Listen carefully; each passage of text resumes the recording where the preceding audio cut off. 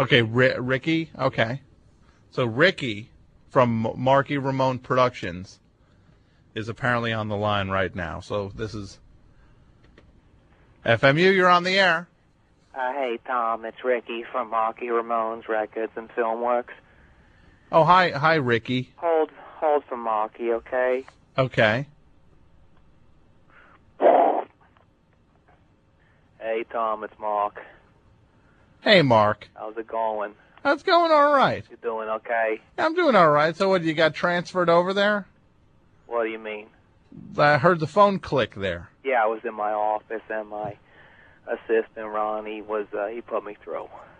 Your assistant what? Ronnie. I thought it was Ricky. Yeah, Ricky. I can't keep these guys straight, you know. Uh-huh. Why is that? You going through assistants? Well, they all look the same. They all got the kind of, the haircut that I make them get, and they kind of, they kind of, I don't want to, them to feel bad, but they kind of like ape me and what I do. How I look and how I talk and stuff. So your assistants do? Yeah. How many people work in your office? 37. 37? Yeah, it's a huge office. All kinds of film production, and, it's like a couple studios. And a couple studios? Like a whole bunch of drafting tables and stuff. For some reason, I'm not a lot of architecture. A lot of architecture? Yeah. What do you mean architecture? Well, I'm hoping to have these buildings built that look like drumsticks and stuff. Why? Where would you have drumstick buildings built? New York, greatest city on earth. I keep forgetting you're over there in New Jersey. Yeah, I'm here in You guys don't know nothing. Uh-huh. Well, we know a fair amount. Not as much as New Yorkers. Not as much as New York. Well, we're trying. Well, okay. So this announcement. Oh, yeah, big stuff coming.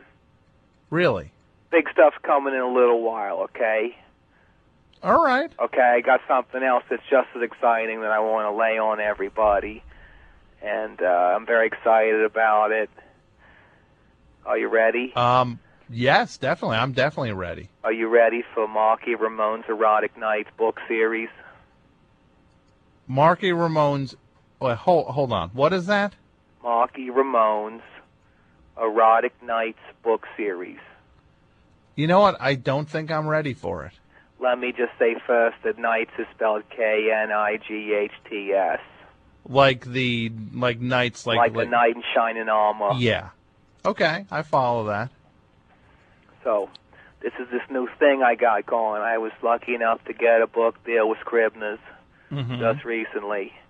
And let me just say, it's not your mother's romance novel here. Okay, so you're writing this stuff now. Yeah. You're writing erotic fiction. Kind of erotic fiction. Nothing too dirty or too graphic, but it's kind of titillating. And how exactly, where did the germ for this idea come from? Well, back in 1995, we were kind of, winding down the Ramones. We knew we had like a year left of touring and stuff. And so we were on tour in the Midwest of the U.S., and I had some time to kill before a show in Pittsburgh. Uh-huh. And I went to this used bookstore, and I was in the comic book department, and this one book kind of caught my eye. Uh-huh. And it had this really kind of big buff guy, and he was, kind of getting busy with this chick, and she was in a corset.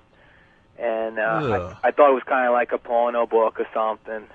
And I kind of checked it out, and the book was called Kingdom of Dreams by this author named Judith McNaught. And I kind of ended up getting really kind of sucked into the story. Uh-huh. And I kind of got addicted to it.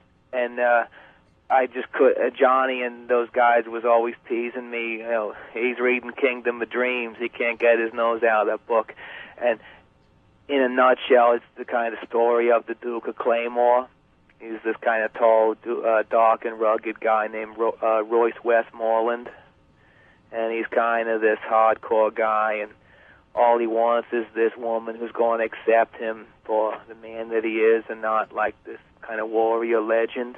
Mm-hmm. And all he wants to do is kind of share this peaceful life with a bride and, you know, live in this castle. And there's this chick named Jennifer, and she is like the daughter of this head of this clan called the Merricks, and it's in like an island or something. Mm-hmm. And I don't want to give too much away for anyone who wants to read Kingdom of Dreams, but Jennifer and Royce, they end up getting together, and they have this really touching kind of love scene that really kind of spoke to me.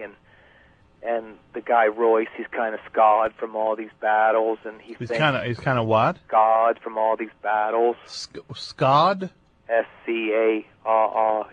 Oh, scarred. Yeah, scarred. Yeah. Oh, okay. And he thinks that she's going to be totally, like, you know, start throwing up, and she sees all the scars and stuff, but she's sort of into it, and she's sort of excited, and she's kind of turned on and stuff, and she starts to kiss all the scars and stuff, and then he don't expect that she's going to do that, so he feels really good. And like I said, I don't want to give too much away, but, you know, they end up getting married, and all these problems start to happen and stuff. Uh-huh. You know, it's a good story, and it kind of just got me into the whole kind of genre. I started buying books like Mr. Perfect by Linda Howard, The Viscount Who Loved Me by Julia Quinn. What else? The Duke and I by Julia Quinn also. Thunder and Roses, Mary Jo Putney. Chesapeake Blue, Nora Roberts. So you're just a big fan of this kind of like historical romance. Oh yeah, it's kind of like it's like the best parts of like history, which was like kind of one of the only subjects that I kind of liked when I was in school. Uh-huh. You know, and kind of like sex too, which I still like a lot too. Sure. And I've always liked. Okay. So you have taken it upon yourself to start writing this stuff. Yeah. And are you published? Oh yeah, like I said, I got a book deal with Scribner's, and my first. But book, I mean, they're out. Coming out. My first book's going to be coming out February 16th. Really? And the name of that book is? It's called Lady Wainsworth's Desires. Lady Wainsworth's Desires. Yeah. Well, that's fantastic. Is there any part of the book you can read for us? Well, yeah, sure. I'd love to give you a little sample. I know your readers are probably kind of wanting to hear what Marky's up to. That my readers would. Your listeners, sorry. I got to switch gears because I was doing an interview today with Romance Monthly, and I was kind of in the, your readers' gear, and now I got to switch it over to your listeners' gear because you're on the radio and not in a book. Sure. In a magazine. Yeah, this is not a book or a magazine. Yeah, I know that. Don't get smart with me. Well, no, I'm reiterating what you just said. I'm not getting smart. Wait, you what? I said I'm reiterating what you just said. You don't use profanity with Marky Ramone. That's not profanity. Okay, let's just take a step back. Okay, let's just move on. Let's go back to like a minute ago. We'll kind of like pretend that just never happened. Yeah, we'll let that stretch just fade away. Okay, you ready? Let's take a little breather. So the 2 seconds of breathers. Yeah, 2 seconds of breathers. So the section take 2 seconds. Oh, okay. All right. So the section in the book, there's part of the book you can read that is not that is friendly to the airwaves. Yeah, like I said before, I don't get too dirty. But let me give you a little backstory on what this book's about. It's called, like I said, it's called Lady Wainsworth's Desires, and it takes place during the Revolutionary War. Uh-huh. And it's this young woman named Lady Wainsworth, and she's married to General Rupert Wainsworth.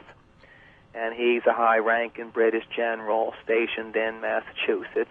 Okay. And Rupert gives her everything she wants, and he showers her with all the accoutrements a lady in her position should have and kind of expect. Mm-hmm. But Lady Wainsworth, she wants one thing that Rupert can't give her, and that, of course, is his undivided attention. Okay. See, Rupert, he's so caught up in defeating General Israel Putnam and his colonial forces that it consumes his every waking moment. And wait, I missed that last stretch there. What? Rupert, he's really, you know, all he can think about is this battle that he's going to get into with General Israel Putnam and the colonial forces. Mm-hmm. And that's kind of all he thinks about, and he can't think about, you know, other stuff like, you know, his wife and making love to her and stuff. Okay. And so eventually Lady Wainsworth, her eye starts to wander. Yeah. And she sets her intentions on some other people, you know, namely this peasant stable boy. Okay. Who takes care of their horses. All right, and what's the stable boy's name? Marcus. Marcus. Yeah. And, okay. So I'll read a little passage from the book, okay? This is a passage from Lady Wainsworth's Desires by Marky Ramone of the world-famous Ramones. Okay. Lady Wainsworth watched with great sadness as her husband mounted his steed and rode out of sight. Rupert was bound for a secret conclave with his British Army compatriots, General Thomas Gage and General Sir William Howe, to decide how best to handle potential colonist uprisings. It had been so long since Lady Wainsworth had felt her once attentive lover's touch that she could not be blamed for noticing the muscular, glistening upper torso of the 19-year-old stable boy, Marcus, as he carried an oversized bag of feed to the awaiting horses. Back at the house, Lady Wainsworth tried her best to busy herself planning what to wear to General Gage's gala costume ball, but she soon found that she could not banish the image of Marcus's rippling chest and powerful biceps from her tormented mind. "My dearest lord," Lady Wainsworth asked as she fell to the floor, "why do you tempt me so with this gorgeous creation of yours? I am weak, and I know not if I can resist the temptation to partake of your wondrous bounty." Unable to contain her passions, Lady Wainsworth soon found herself making the familiar walk down to the stable. The irony of the situation was not lost on Lady Wainsworth. This time her quarry at the stable would be a stallion of another kind, a man-stallion, one who could make her feel like a woman again, not a possession on the arm of a powerful general. When she reached the stable, Lady Wainsworth stopped and pressed her ear against its rough-weathered door.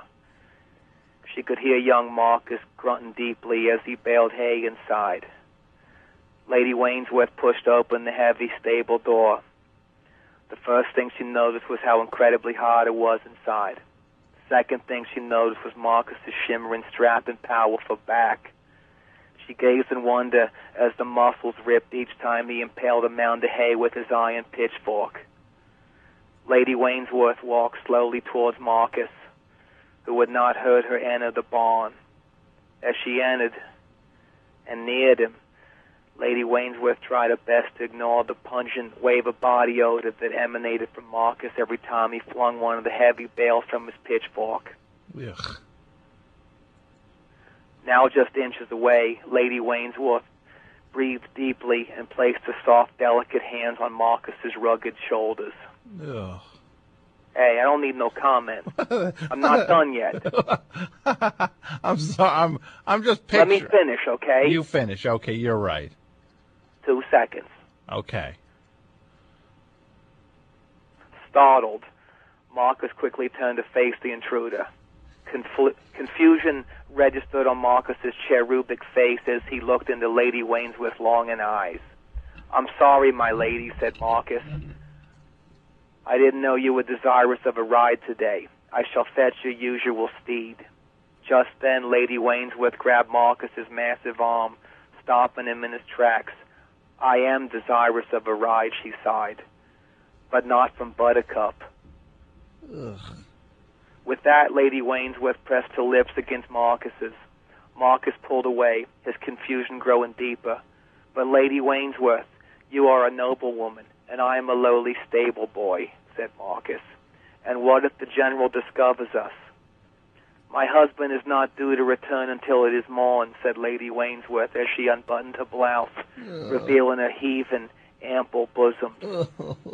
I hate it. "Come partake of my fruit basket." Oh, I hate this. That's a little taste of it. Well, that's... Wait, you don't like it? I think it's gross. I think it's heavily erotic. Now, I'm sure your listeners do too. Now, you're sure the listeners do too. Now, are you sure that that anyone wants this? I'm sure they do. And let me just I don't want to give too much away, but let me tell you a bit more about what happens. Eventually, Lady Wainsworth, she gets in with the colonists and starts to tell them that her husband is making these battle plans and lets all his secrets kind of be known, and she becomes a spy for the colonists. But she also has kind of these dalliances with some of the war's key players, like Paul Revere, John Paul Jones, Ben Franklin, even Betsy Ross. Ugh. And you wrote this? I did. You know that painting, The Spirit of 76? Yeah. Lady Wainsworth meets those guys on her way to Philadelphia. Uh-huh. And ends up having kind of an erotic encounter with them. Oh, there's all kinds of double entendres about, like, you know, how big the drumsticks. I hate it. I hate it so much. I hate this word, but it's the only word that seems to fit. Yucky. Well, see, it sounds like you're kind of sexually repressed, and, you know, I think if you would kind of give it a chance, it would open up a whole new world of, like, eroticity to you. Or what word is that? Eroticity. Eroticity. Yeah. Now, am I supposed to picture the character Marcus? Yeah. How would you describe him again? Well, Marcus is kind of, you know, he's totally buff and he's built and he's got kind of like this black hair, and it kind of falls around his forehead and down his face and down his back and stuff. And he's got kind of when he's not, you know, without his shirt on, his shirt is kind of like sleeveless. Uh-huh. And then when he goes out under the elements, he's got like leather, kind of the jacket sort of black. And he's so poor that he can't afford, like, real good, breeches, tights and stuff. So he's got to wear these pants that have holes in the knees, and he's got these canvas shoes. So it's pretty much long hair, long black hair. Yeah, it's real black. You said leather jacket? Yeah, it's kind of, and because it's been against the elements so long, it's kind of turned like jet black. It's like a weathered leather jacket. Yeah. Pants with holes in the knees. Yeah. And what's he got on his feet? He's got these canvas shoes. Like sneakers. Well, they got kind of like, it's kind of like this gum tree kind of sole to them. Gum, yeah, like sneakers. Well, you might call them that. Back then, they didn't have no word like that, sneakers. Yeah. But, well, yeah, I know they didn't. He's got these kind of spectacles that are round, and his eyesight ain't no good, so they got to be darkened. So it's really you back then. It's you. You're the stable boy, Marcus. Who is? Me? You, yeah. No. It's totally fictional. It doesn't sound fictional. So what did you think of the story? It sounds really derivative. Oh, no, it doesn't. It's kind of, that's sort of the... Oh, no, it doesn't. I guess I can't have an opinion on it then. Well, I think you're wrong. I mean, I've heard your opinion on other stuff, you don't know what you're talking about. Like what? Well, you was putting down, like, Road to Ruin a couple weeks ago, and that's one of the best-sounding records ever made. I was not putting it down. I was saying... You was being highly critical of it. I was just saying... No, I wasn't being critical at all. No, I think you was. I was saying... No, I wasn't. You're saying I was. You was. Yeah. I wasn't being critical. I was saying that it's not my favorite Ramones album. Well, what's your favorite again? Rocket to Russia. Yeah, that one's not so good. That's not as good. What? That one's great. The drumming's leaves a little bit to be desired. Because you didn't drum on it. Well, I didn't. I kind of made those songs my own once I took over in Poughkeepsie and a few years later. Because there was such room for you to put your own stamp on Well, those. there was, yeah. Well, let's not talk about drumming. I want to talk about this story, my new venture. And the great thing about this is it just kind of opens up a whole world for me, and the stories kind of write themselves. And it's I'd be lying if I said I didn't encounter a couple hurdles along the way. One of the hard parts is coming up with. One of the what? One of the hard parts is coming up with. Is that hard parts? That's what I said. Okay. I can't help it if you don't hear so good. I hear very well. You don't hear no good. I do hear good. I hear well. Well, you don't hear good. Sounds to me, and I know a lot of other people have told me that you don't hear too good. Well, I do. Well, anyway, the hard part's coming up with, like, new ways of describing the kind of erotic stuff, It's like in that passage that I read, I described her chest as being like ample bosoms. Yeah. And one of the cardinal rules is that you can't really ever use a descriptive term like more than once in a book. Something like that. Yeah. So you got to really be creative and come up with other terms for stuff like that, like, I don't know, like lovelies or mammies. Okay. I actually got to turn you down. New stuff, Yeah, I actually turned you down. So the people out there couldn't hear when I said meat bag. No, they couldn't hear that. Hello? Yeah, I got a question for you now. Yeah? You're not going to have Clem Burke on your show, are you? Clem Burke? Yeah. Why would I have Clem Burke on the show? Because he started doing this stuff, too. He's writing fiction also? Doing these romance novels. Really? Totally following my lead. Really? Yeah. That's news to me. Well, you kind of didn't guess. You kind of made your opinion known that that's me in like the story that I read, and it's not. Yeah. He totally kind of obviously places himself into his stories. Totally not cool. His first book is called Heart of Glass. So it has him in it. It's awful. It's totally ham-fisted and don't leave nothing to the imagination. Not like your story. No, his takes place in the Civil War days. And it's about Mary Todd Lincoln. Yeah. And she meets this Southern rebel drummer named, get this, Clement T. Burkhauser the Third. Okay, which is really not that different from what you just did. Oh, I didn't use a last name for my story. He does for his stuff. I don't want to talk about him no more. We got big news to discuss, don't we? Yes, we do. Okay. I'm interested. You said that there's... That big news is me signing my book at your table at the FMU Record Fair. That is the news? That's the first big news. And I thank you for having me. Wait, I don't have a I'm signing books at your table. I don't have a table. Don't you have a table where you sell stuff? I don't know. Okay. Can you get me one? No, I can't. I mean, you got to get your own table. How much is it? Well, there's not a record fair until November, so you got a ways to wait. Okay. Well, maybe you could work something out for me. Well, okay, let's take a little breather, okay? Let's take for 5 seconds, okay, before the big news. Okay. All right. Now what? That's not 5 seconds. That was like 2.5 max. Okay, I'll take 5 seconds.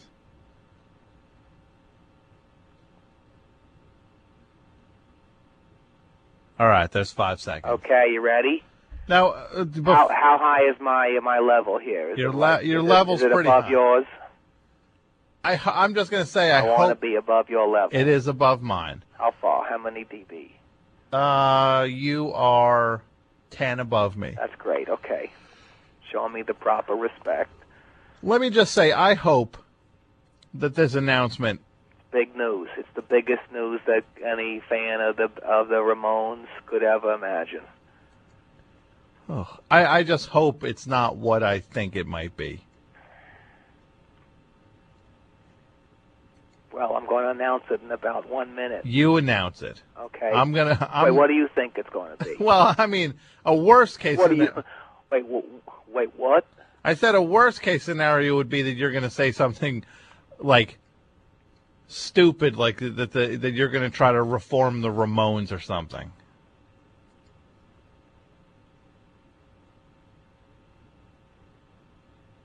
Hello? Where'd you hear that? I didn't hear anything. Well, thanks for stealing my thunder. The big news is that the Ramones are getting back together. That was your announcement? That's the big news. That you're... I've been building up for about 2 weeks now. Thanks a lot there, guy. Well... Thanks for ruining the surprise for all the big Ramones fans all over the world. Well, the reason I guessed it... Yeah. And I said it was a worst case scenario is because it's not possible. What ain't possible? Getting the Ramones back together. Sure it is. You're getting them back together. Yeah. Who is in it then? Because you got... Well, it's me. Because Joey passed away. Yeah, it's me. Johnny passed away. Yeah, it's me. Dee Dee passed away. Yeah, it's me. Richie. Okay. Tommy. Yeah. And CJ. Well, the Ramones. Hold on. You. Yeah. Marky Ramone. That's me. Drummer. Second drummer, kind of definitive drummer. Okay. Who else? Richie Ramone. Richie Ramone. The guy that replaced me briefly for about 3 records. Also a drummer. Tommy Ramone. He's the founding member, kind of the brain of the band early on, and then I kind of replaced him. Also a drummer. Yeah. And then CJ Ramone. A bass player. Final bassist in the band, replaced Dee Dee when Dee Dee didn't want to be in the band no more. So basically, this lineup you're talking about it's 3 drummers and a bass player. Yeah, sounds good, don't it? Well, you must be switching off on, like, who's switching off on other instruments then? Nobody. It's the 3 of us playing drums and then CJ playing bass. And we just kind of hammer out the songs. The set goes for 2.5 hours. 2.5 hours? Yeah, we play just about every song. Every Ramones song? Pretty much, yeah. So who's playing guitar and who's singing? Nobody. That would be disrespectful to the guys who have departed. I don't follow you. What do you mean you don't follow? It's us 3 playing drums, CJ playing bass, and then we just kind of plow through the songs. There ain't no vocals because how can you replace Joey and how can you replace Johnny? So it's just us, and it's great. It's real percussive. Yeah, it's real percussive. I would bet it would be percussive. I don't think there's a whole lot of problem with that since you have 3 people playing drums on stage. And rehearsing, it's great. We don't miss a beat. Well, I'm sure you don't. So it's 3 drummers. Yeah. All playing the same part? Oh, yeah. And 1 guy playing bass? Yeah. Sometimes he don't even play bass. Sometimes he comes back and he plays drums, too. So 4 drummers at some point? Sometimes, yeah. That is just crazy talk. Like an explosion of sound. No, it sounds like an explosion of horror. What are you talking about? You don't know what you're talking about. I'm saying it sounds like, first of all, it's a ripoff. It's not a rip-off. What is the show being billed as? It's the Ramones.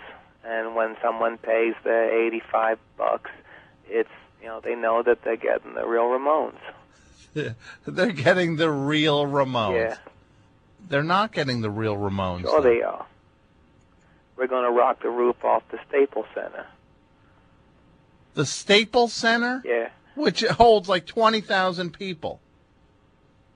What Staples Center are you talking about? The one in L.A. I'm talking about the one in Lansdale, Pennsylvania. How many does that one hold? 322. It's like a BFW hall that was founded by this guy named Maurice Staple. That's our first show. Oh, the Staples Center. Yeah. Not Staples. That's our first show. Wow. I'll offer you an exclusive, like, remote if you want it. You know, I might take you up on that. When is that going to be? It's going to be March 17th, and all you got to do is... so St. Patrick's Day. That's right. All you got to do is front us $168,340.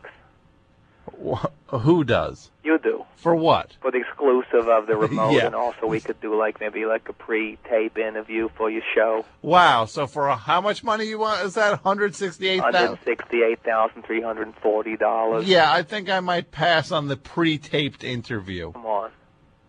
So I'm going to offer it to Howard. I've been on Howard's show many times. I know. You know it. I've heard you on his show. You know it. I got my own show. On where? On Sirius Radio. That's right. That's right. So you're going to what? Walk down radio show. What? You're on a high school radio show. I'm on a high school radio show. Yeah. I don't know why I waste my time with you sometimes.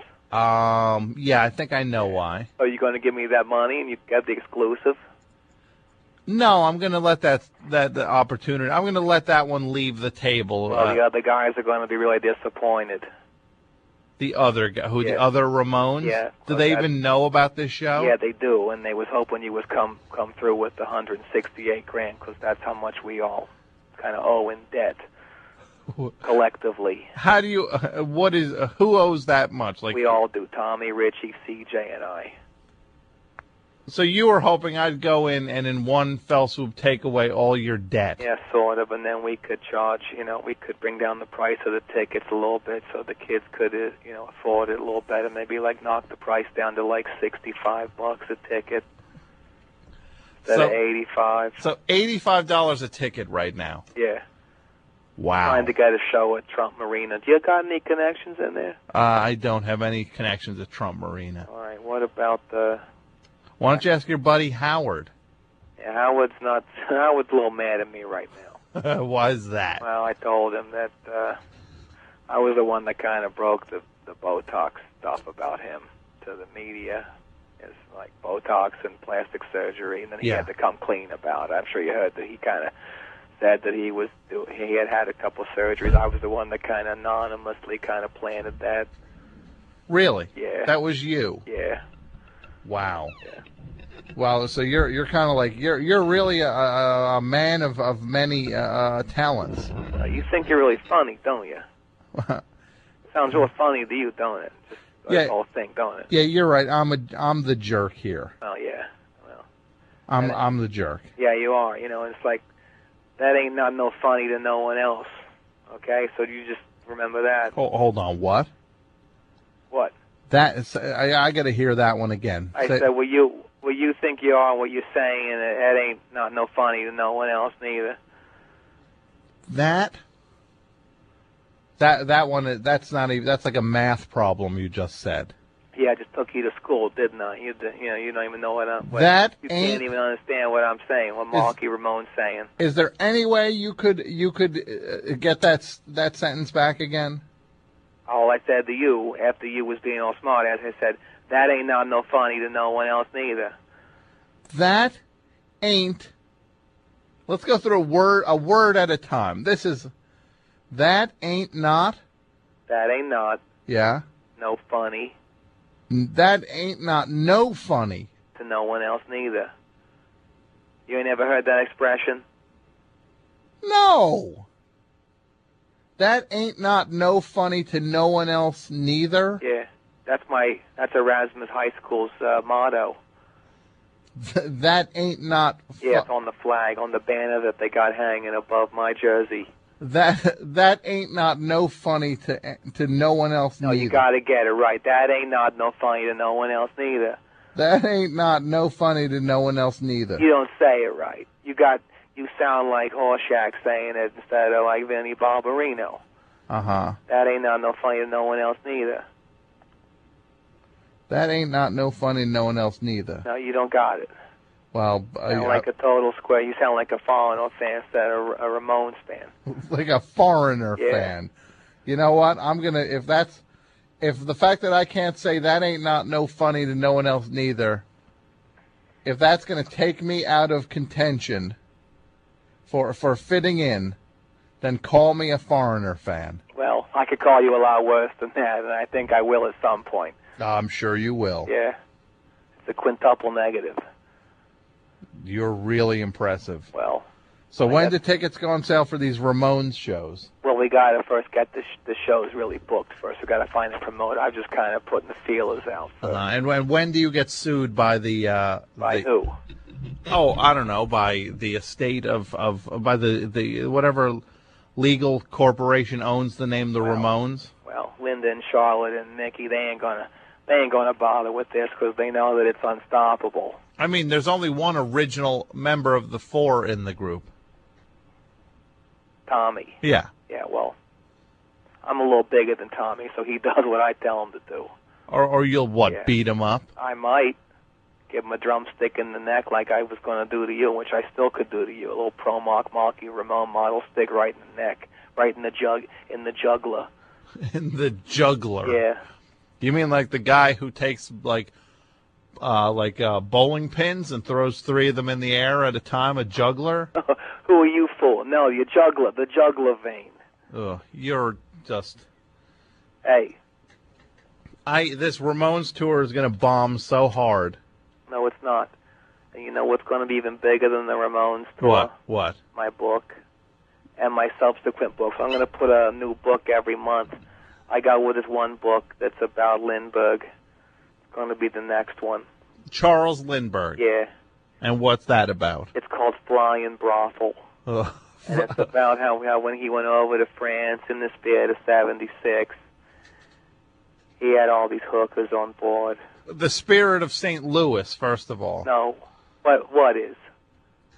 Do I got to take you to history? And I wasn't even paying attention in history. And I got to take you to school? I think you might have to take me to His school. plane was called the Spirit of 76. Well, it definitely wasn't. Oh, I think you're wrong. Well, I know you're wrong. You work in a cardboard factory. You don't know what you're talking about. Yeah, you're right. I'm not a huge rock star like you.